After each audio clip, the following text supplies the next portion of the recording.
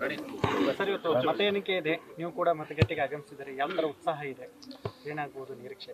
ನಿರೀಕ್ಷೆ ಏನಿಲ್ಲ. ಯಾಕಂದ್ರೆ ಸಂಡೂರಿನ ಜನತೆ ಬದಲಾವಣೆ ಮಾಡುವ ಒಂದು ತುಡಿತದಲ್ಲಿ ನಿಂತಿದ್ರು. ಯಾಕಂದ್ರೆ ಸಾಕಷ್ಟು 25-30 ವರ್ಷಗಳ ಕಾಂಗ್ರೆಸ್ ಪಕ್ಷಕ್ಕೆ ಅವಕಾಶ ಮಾಡಿಕೊಟ್ಟಿದ್ರು. ಈ ಬಾರಿ ಜನತೆ ಬದಲಾವಣೆ ಮಾಡ್ಬೇಕಂತಂದೇಳಿ ಬಯಸಿದ್ರು.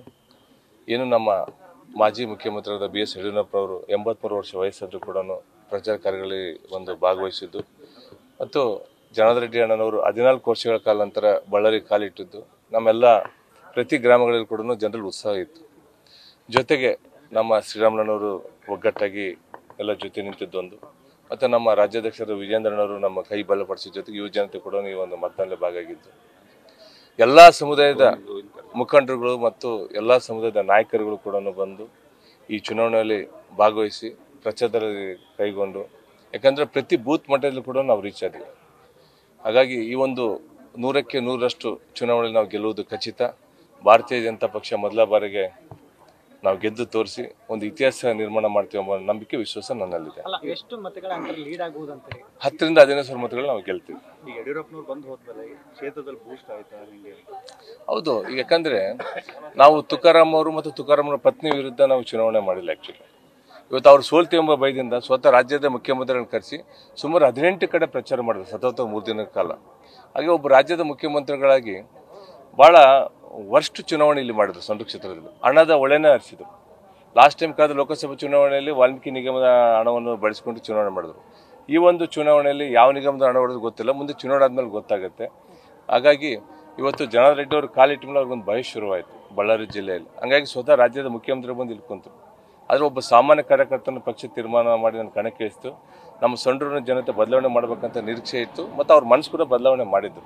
ಹಾಗಾಗಿ ಇವತ್ತು ಏನೇ ಹೇಳಿದ್ರು ಕೂಡ ಕಾಂಗ್ರೆಸ್ ಪಕ್ಷದವರು ಏನೇ ಮಾತಾಡಿದ್ರು ಕೂಡ ಭಾರತೀಯ ಜನತಾ ಪಕ್ಷಕ್ಕೆ ಈ ಸಲ ಅವಕಾಶ ಕೊಟ್ಟಿದ್ದಾರೆ.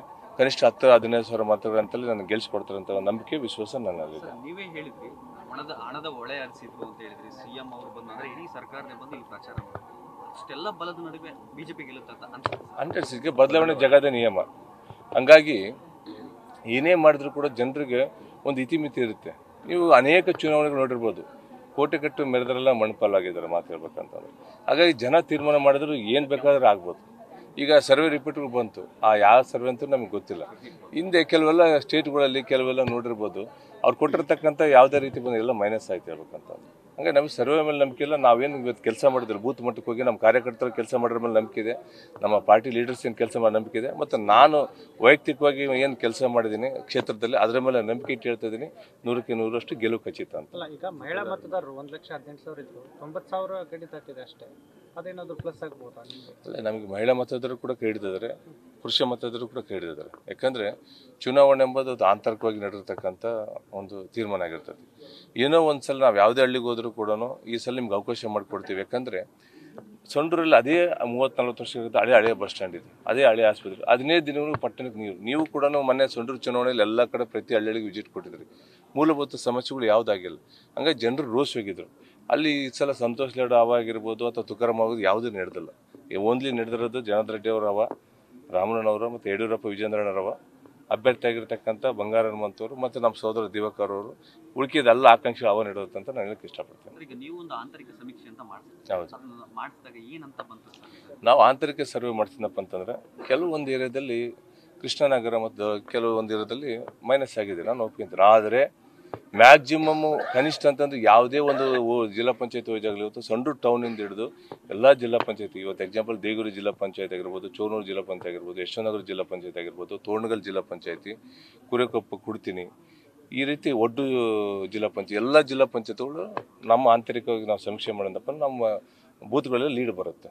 ಕನಿಷ್ಠ 10ರಿಂದ 12,000 ಲೀಡಲ್ಲಿ, 15,000 ಲೀಡಲ್ಲಿ ನಾವು ಗೆಲ್ತೆಂಬ ವಿಶ್ವಾಸ ನಮಗಿದೆ. ಸರ್, ನೀವು ಈ ಚುನಾವಣೆಯಲ್ಲಿ 3 ವಿಚಾರಗಳನ್ನ ಪ್ರಸ್ತಾಪ ಮಾಡಿದ್ರಿ. ಮೂಢ ಹಗರಣ ಆಗಿರ್ಬೋದು, ST ನಿಗಮದ ಆಗಿರ್ಬೋದು, ವಕ್ಫ್ ಬೋರ್ಡ್ ವಿಚಾರ, ಇವೆಲ್ಲವೂ ಕೂಡ ಜನರ ಮೇಲೆ, ಸಂಡೂರಿನ ಮೇಲೆ ಪರಿಣಾಮ ಬೀರಿದೆ ಅಂತ ಅನ್ಸುತ್ತಾ ಸರ್? ಅವು ವೋಟಾಗಿ ಕನ್ವರ್ಟ್ ಆಗುತ್ತಾ? ಅಲ್ಲ, 100% ಪರಿಣಾಮ ಬೀರಿದೆ. ಯಾಕಂದರೆ ನಮ್ಮ ಸಂಡೂರಲ್ಲಿ ಕೆಲವು ಕೂಡ ಈಗ ವಿದ್ಯಾವಂತರಿದ್ದಾರೆ, ಕೆಲವರು ವಿದ್ಯಾವಂತರಿಲ್ಲ, ಕೆಲವರು ಏನಪ್ಪ ಅಂದ್ರೆ ಈಗ ಕೆಲವು ಹಳ್ಳಿಗಳಲ್ಲಿ ಸಂಪರ್ಕನೇ ಇಲ್ಲ. ಪಾಪ ಪರಿಸ್ಥಿತಿ ಹಂಗಿದೆ. ಹಂಗಾಗಿ ವಾಲ್ಮೀಕಿ ಅಭಿವೃದ್ಧಿ ನಿಗಮ ಕೆಲವು ಕಡೆ ರೀಚ್ ಆಗಿದೆ, ಕೆಲವು ಹಳ್ಳಿಗಳು ರೀಚ್ ಆಗಿಲ್ಲ. ಈ ಒಂದು ಚುನಾವಣೆಯಲ್ಲಿ ಅವ್ರಿಗೆ ಮನಮುಟ್ಟುವಂತ ನಾವು ಮಾಡಿದ್ವಿ.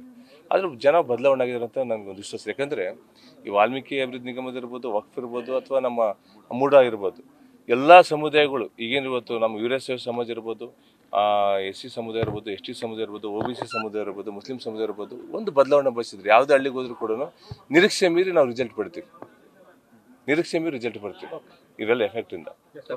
ಕೊನೆದು ಕಾಂಗ್ರೆಸ್ನವರು ಎಲ್ಲ ಕಡೆ ಪ್ರಚಾರ ಮಾಡ್ತಕ್ಕಂಥ ಸಂದರ್ಭದಲ್ಲಿ ಜನಾರ್ದನ್ ರೆಡ್ಡಿ ಅವರು ಬಂದಿರೋದೇ ಬಿಜೆಪಿಗೆ ಮೈನಸ್ ಆಗುತ್ತೆ, ಬಿಜೆಪಿಗೆ ಮತ್ತೆ ಅವಕಾಶ ಕೊಟ್ಟರೆ ಗಡಿ ಲೂಟಿ ಮಾಡ್ತಾರೆ ಅಂತ ಪ್ರಚಾರ ಮಾಡಿದ್ರು.